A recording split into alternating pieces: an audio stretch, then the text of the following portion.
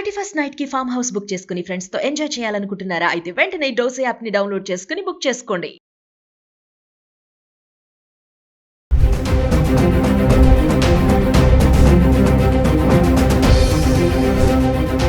నమస్తే, welcome back to Suman TV. Present మనతో పాటు ఉన్నారు ఎనలిస్ట్ మందరి కృష్ణారెడ్డి గారు. నమస్తే సార్. నమస్తే అమ్మా. సార్, బంగారం ఫ్లక్చుయేషన్స్ గురించి మాట్లాడుకుంటున్నాము. మళ్ళీ 1,30,000 మార్క్ దాటేసింది, 1,36,000కి వెళ్ళిపోయింది. మరి వెండి చూసుకుంటే 2 లక్షలు దాటి అది ఎక్కడికో వెళ్ళిపోతూనే ఉంది. మరి నెక్స్ట్ సంక్రాంతి వస్తుంది సార్, మరి అప్పటికి ఏమన్నా తగ్గే ఛాన్సెస్ ఉన్నాయా? ఇంకా ఇలానే పరుగులు పెడుతుందా? అంటే బంగారాన్ని మనం ఖచ్చితంగా నిర్దిష్టంగా సంక్రాంతికి ఎట్లా ఉంటుంది, ఫిబ్రవరిలో ఎంత ఉంటుంది, మార్చి ఎంత ఉంటుంది అని చెప్పడం చాలా కష్టం. ఇప్పుడున్న ట్రెండ్ని బట్టి మాత్రం ఈ 15 రోజులు ఇంకా నెల రోజుల వరకు మాత్రం ఫ్లక్చుయేషన్స్ ఉంటాయి. కొంచెం తగ్గడం కానీ పెరగడం కానీ జరుగుతుంది తప్ప భయంకరంగా పెరిగిపోయి భయంకరంగా తగ్గే పరిస్థితులు మాత్రం ఉండవు. ఇక్కడ అలాంటి పరిస్థితులు సమాజంలో ఎక్కడ కనబడలేదు, ప్రపంచంలో కనపడాలి. ప్రపంచంలో ఏమిటి, స్టాక్ మార్కెట్స్ విపరీతంగా ఫ్లక్చుయేట్ అయ్యడం కానీ, డాలర్ రేటు విపరీతంగా తగ్గిపోవడం పెరగడం కానీ, లేకపోతే మీకు ఇలాగా గవర్నమెంట్స్ గోల్డ్స్ బాగా కొనడం కానీ, ట్యాక్సెస్ విపరీతంగా పెంచడం తగ్గడం కానీ, ప్రపంచ యుద్ధాలు బాగా రావడం కానీ, ఇలాంటి రకరకాల లక్షణాలు గోల్డ్ పెరగడానికి కానీ తగ్గడానికి కారణం అవుతాయి. ఈ కారణాలు పెద్దగా ఏమీ లేనప్పుడు ఏంటంటే ఇలాగే ఒక 2 రోజులు 3 రోజులు పెరుగుతుంది, 2-3 రోజులు తగ్గుతుంది, పెరుగుతుంది, తగ్గుతుంది, ఇక్కడిక్కడే తెచ్చడుతుంది కదా. మనకు అంతగానే ఏం లేదు. ఇంతకుముందు 1,36,000 దాకా వచ్చి మళ్ళీ వెనక్కి వెళ్ళిపోయింది. మళ్ళీ ఇప్పుడు కాస్త 1,36,000 దాకా వాడు వచ్చింది. మనం ఇది మళ్ళీ తగ్గదని చెప్పలేము, పెరగదని చెప్పలేము. ఇది కొనేవాళ్ళు ఈ టైంలో కొనుక్కోవడం కరెక్ట్ కాదు. ఎందుకు కరెక్ట్ కాదంటే ఇది తగ్గుతుందా తెలియట్లేదు, పెరుగుతుందో తెలియట్లేదు. ఒక 15 రోజులు 20 రోజులు పెరుగుతూ కనబడితే పెరుగుతుందని మనకు ఆలోచన మనకు కనబడుతుంది. ఎంత పెరిగినా 100, 2,000, 2,000 అంతకన్నా ఎక్కువ పెరగదు కదా. మొత్తం అంతా కలుపుకుంటూ ఒక 5,000 రూపాయలు పెరిగే అవకాశాలు ఉంటే ఉండొచ్చు, లేదా తగ్గితే తగ్గొచ్చు. కాబట్టి డబ్బుండి కొనుక్కోవాలనుకున్న వాళ్ళు ఎప్పుడైనా బంగారం కొనుక్కోవడానికి అవకాశం. మనం ఎప్పుడు చెప్పే విషయం ఏంటంటే బంగారం, మీ దగ్గర డబ్బు ఉంది, బంగారం కొనండి. ఇవాళ పెరిగిందా తగ్గిందని ఆలోచించకండి.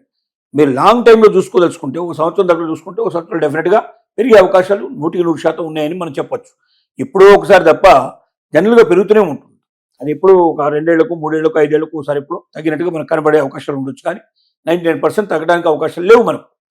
కానీ మీరు ఒకవేళ డబ్బు మనం పెట్టుకొని మనం కొద్ది రోజుల్లో మనకు బాగా ఎక్కువ వస్తుందా, మనకు ఎట్లా చూసుకుందామనో, లేదా నగలకో వాటికో మీరు కొనదలుచుకుంటే మాత్రం కొద్దిగా వెయిట్ చేయండి.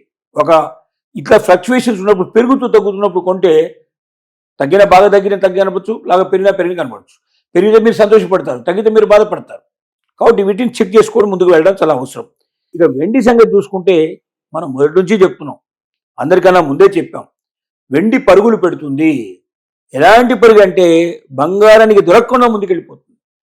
అంటే బంగారం ఇక్కడ ఏమవుతుందంటే గూడ్స్ బండి అయిపోతుంది, వెండి మీకు ఎక్స్ప్రెస్ కాదు, అది ఇంకా చాలా ఫాస్ట్ రైల్ అయిపోతుంది, అంత వేగంగా వెళ్ళిపోతుంది. ఎందుకంటే బంగారాన్ని నగలకు మాత్రమే ఉపయోగిస్తున్నాం తప్ప మనం వేటికి పెద్దగా ఉపయోగించట్లేదు. కానీ వెండిని అనేక రకాల పరిశ్రమలో ఉపయోగించే పరిస్థితి ఏర్పడింది. మనకి వాళ్ళ ఎలక్ట్రానిక్ పరిశ్రమలో విపరీతంగా ఉపయోగిస్తున్నారు. ప్రతి ఒక్క వెహికల్కి 75 కిలోల చొప్పున వెండి వాడుతున్నారు. 1 లక్షల వెహికల్స్ తయారు చేస్తున్నారు ప్రతి సంవత్సరం. లక్షల వెహికల్స్ ఇంటూ 75 వేసుకుంటే ఎన్ని టన్నుల వెండి కావాల్సిన పరిస్థితి ఏర్పడుతుంది మనకు కనబడుతుంది. అలాగే సోలార్ పరిశ్రమలో విపరీతంగా ఉపయోగిస్తున్నారు. అలాగే ఔషధ పరిశ్రమ లోపల ఔషధానికి సంబంధించిన పరికరాలు తయారు చేసే దాంట్లో ఉపయోగిస్తున్నారు. సెమీ కండక్టర్ దాంట్లో ఉపయోగిస్తున్నారు. ఇట్లా రకరకాల పరిశ్రమల్లో వేల టన్నులు, లక్షల టన్నులు ఉపయోగించే పరిస్థితులు ఏర్పడినప్పుడు అంత మనకు అవైలబిలిటీ లేదు వెండి. ఎందుకంటే కావాలంగానే పోయి వెండిని తప్పడం మనం తీసుకొచ్చేటట్టుగా ఉండదు. అది కూడా భూమిలోంచి బలంగా బయట ఎక్కడో లోపల ఉండేట్టు భూమి బయటకు తీయాలి, దాన్ని శుభ్రం చేయాలి, దానికి అనేక రకాల ప్రాసెస్ చేసిన తర్వాత కానీ వెండి రూపానికి రాదు. ఇంత చేయడానికి ఇప్పుడు మనకు డిమాండ్ పెరిగింది కాబట్టి ఇమీడియట్గా పోయి మనం తీసుకొస్తామంటే తీసుకొచ్చే అవకాశాలు లేవు. కాబట్టి అవైలబిలిటీ తక్కువ ఉంది, డిమాండ్ ఎక్కువ ఉంది, ఆటోమేటిక్గా రేటు పెరుగుతుంది. ఇది 2 lakhs ఇవాళ 21,000 దాకా వచ్చేసింది. ఇంకా భవిష్యత్తులో అది 3 lakhs పోయినా, 4 lakhs పోయినా, 5 lakhs పోయినా ఆశ్చర్యపడాల్సిన అవసరం లేదు. అంత స్పీడ్గా పెరిగే అవకాశం ఉంది. కాబట్టి మనం సలహా ఇస్తున్నాం, మధ్య తరగతి వాళ్ళు ఎవరుతున్నారో మీరు బంగారం కొనే ఆలోచన మానుకోండి, వెండి కొనండి.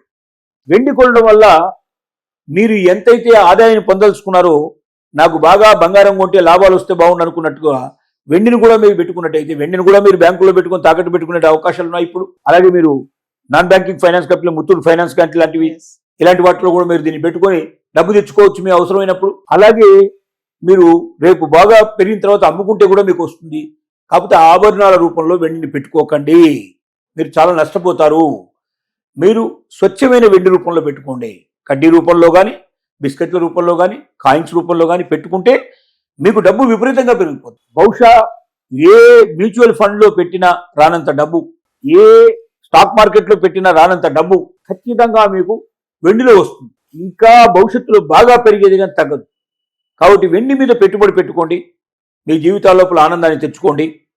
మీరు బంగారం కొనదలుచుకున్న వాళ్ళకు కూడా సలహా ఏమిటంటే, మీరు ఒకవేళ దాచిపెట్టి బంగారాన్ని ఆభరణాల రూపంలో కాకుండా స్వచ్ఛమైన బంగారం రూపంలో పెట్టుకుంటాను, నేను బాగా పెరిగినప్పుడు నేను అమ్ముకుంటానంటే బంగారం బదులు వెండి కొనండి. తక్కువ రేట్లో వస్తుంది, ఎక్కువ వెండి వస్తుంది, ఎక్కువ డబ్బులు వస్తాయి. మరి బంగారానికి అంటే హాల్ మార్క్ అంటారు కదా సార్, మరి వెండికి కూడా హాల్ మార్క్, మరి వెండికి కూడా హాల్ మార్క్ డిమాండ్ జరుగుతోంది.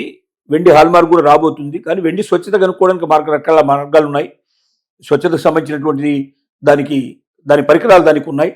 అది స్వచ్ఛత తెలుసుకోవాలి. ఎక్కడ పడితే అక్కడ పోయి చాలా మంది ఏం చేస్తుంటారంటే తక్కువ రేట్లో ఇస్తాం మేము అని కొంతమంది చెప్తారు. అరే చాలా తక్కువ రేట్లో దొరుకుతుంది, మార్కెట్ రేట్ కన్నా నీకు 10,000 తగ్గుతుంది, 25,000 తగ్గుతుంది, ఇక్కడ కొనుక్కోమని చెప్తారు, లేదా నేను తెచ్చిస్తానంటారు.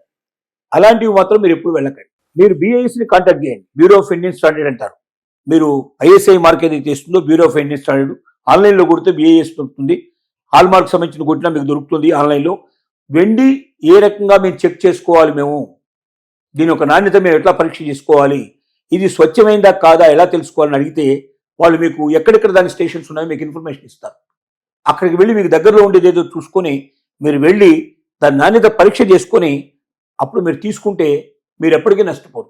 అందుకే పెద్ద మొత్తంలో కొనుక్కుంటే చిన్న కొద్ది ముక్క తీసుకొని మీరు వెళ్ళి టెస్ట్ చేయించుకొని అది కరెక్ట్ అయితే మీరు వాళ్ళ మీద నమ్మకంతో మీరు కొనుక్కోవడానికి అవకాశం ఉంటుంది. మీకు ఇలాంటివన్నీ మీరు పాటించాలి. అంతే తప్ప ఎవడో చెప్పాడని తక్కువ రేట్లో వస్తే ఎవడు తక్కువ ఇవ్వలేడు.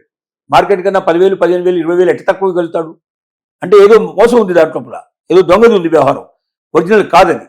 కాబట్టి ఎప్పుడు కొన్నా కూడా ఒరిజినల్గా ఉండేటువంటి కొనం తప్ప మీరు డూప్లికేట్ కొనుక్కోవడానికి మాత్రం మీరు ప్రయత్నించకండి.